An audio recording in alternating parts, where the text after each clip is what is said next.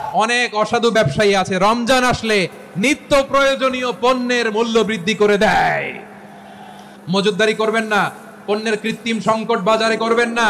আপনি লাখ টাকা কামায়া ভাবছেন যে রোজাদারদের কষ্ট দিয়ে ধনী হবেন, এমন রোগ আল্লাহ আপনারে দিবে কোটি টাকা দিয়েও আপনি হাসপাতালের বিল পরিশোধ করার ক্ষমতা আপনার হবে না। আরব বিশ্বের ব্যবসায়ীরা সারা বছরে ব্যবসা করে রমজানে ভর্তুকি দেয়, আর আমার দেশের কিছু অসাধু ব্যবসায়ী রমজানে গলাকাটা ব্যবসা করে আর সারা বছর সইটার উপর দিয়ে চলে। চিল্লায় বলেন ঠিক কিনা? রমাদানে একটা নফল করলে ফরজের সমান সওয়াব, একটা ফরজ করলে 70 থেকে 700 গুণ সওয়াব, রমজানে উমরা করলে হজের সমান সওয়াব। রমজানের শেষ দশকের বেজর রাতগুলোকে কদর হিসেবে তালাশ করো। আল্লাহর হাবিব সাল্লাল্লাহু আলাইহি ওয়াসাল্লাম শেষ 10 দিন টানা ইবাদত করতেন। লাইলাতুল কদরি খায়রুম মিন আলফি শাহর, হাজার মাসের চেয়েও সেরা। 1000 মাসে হয় 83 বছর 4 মাস। 83 বছর 4 মাস টানা ইবাদত করলে যেই সওয়াব, কদরের রাতে ইবাদত করলেও তার চাইতে বেশি সওয়াব দিয়ে আপনার আমলনামা ভরে দিবে কে? প্রিয় ভাইরা, বলুন তো, আমরা যে আরবি মাস অতিবাহিত করছি, কাটাচ্ছি, মাসটির নাম কি? শাবান। মাশাআল্লাহ, এই তো আপনারা সবাই জানেন। শাবানের পরেই যে মাস আসবে এটার নাম কি? রমাদান। যে আসতেছে আপনাদের ভাল লাগে? হ্যাঁ, রমাদান নাম শুনলেই মুমিন হৃদয়ে বয়ে যায় প্রশান্তির ফল্গু ধারা, ঠিক কিনা? একটা আনন্দ, একটা উচ্ছ্বাস আমাদের হৃদয়ের মধ্যে চলে আসে। রমাদান সাইয়্যিদুশ শুহুর, 12 মাসের মধ্যে সবচাইতে শ্রেষ্ঠতম মাস রমাদান আল মুবারক আসছে।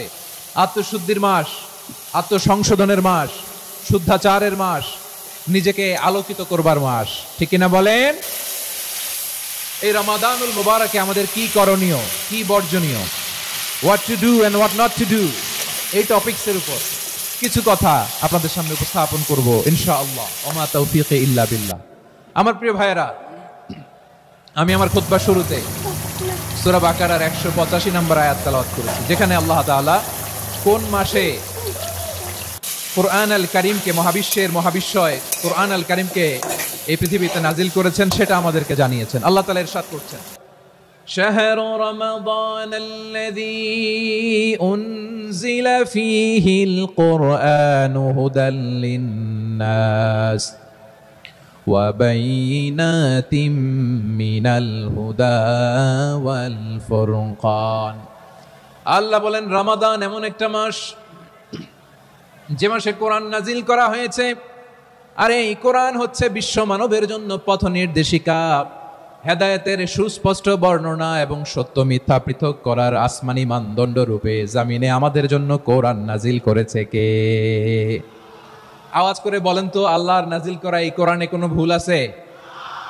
সবাই বলেন নাই। সবাই বললে এতটুকু আওয়াজ হয় আমি বিশ্বাস করি না। গলা ছেড়ে দিয়ে বলেন, আল্লাহর নাজিল করা এই সর্বশেষ আসমানি কিতাব আল কোরআনে কোনো ভুল আছে? সন্দেহ আছে? সংশয় আছে? বিয়ন্ডলেস, বাউন্ডলেস, বটমলেস, এমন কিতাব যেটা পড়ে গবেষণা করে এর তথ্য, উপাত্ত, ইনফরমেশন, লেসন নিয়ে শেষ করা যায় না। সুবহানাল্লাহ। আল্লাহ বলেন, এই কোরআনকে আমি রমাদানে নাজিল করেছি, যেটা বিশ্ব মানবের জন্য পথ নির্দেশিকা।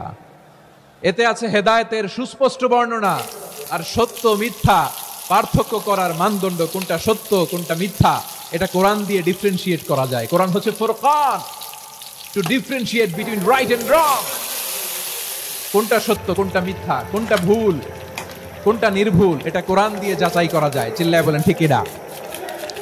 এজন্য এই কোরআন দিয়ে আমাদের জীবন সাজাতে হবে। কোরআন দিয়ে জীবন না সাজালে জীবন আলোকিত হয় না। কোরআন দিয়ে পরিবার না সাজালে পরিবার আলোকিত হয় না। কোরআন দিয়ে সমাজ না সাজালে সমাজটা শান্তিময় হয় না। শুধু দুর্নীতি দমন কমিশন দিয়ে দুর্নীতি বন্ধ করা যায় না। কোরআনের আইন বাস্তবায়ন করা ছাড়া এই সমাজ থেকে দুর্নীতি বন্ধ করা যাবে না। চিল্লায় বলো ঠিক কিনা? আমার প্রিয় ভাইয়েরা, এই কোরআন নাজিল হয়েছে রমাদান আল মুবারক, এই বরকতময় মাসে। তাই আমাদের উচিত এই মাসে